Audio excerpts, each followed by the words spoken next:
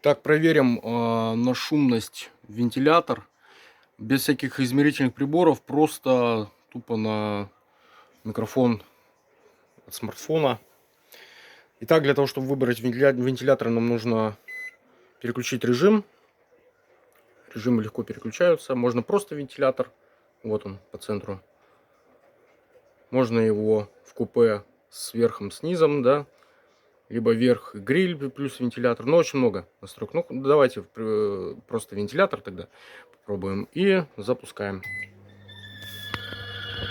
Вот он завращался.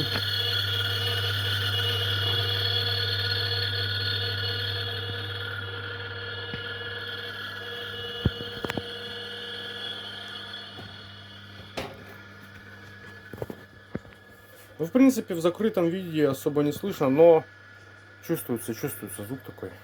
Скрежет. Не знаю, как на других моделях. Должно ли быть так, либо не должно быть так. Но посмотрим.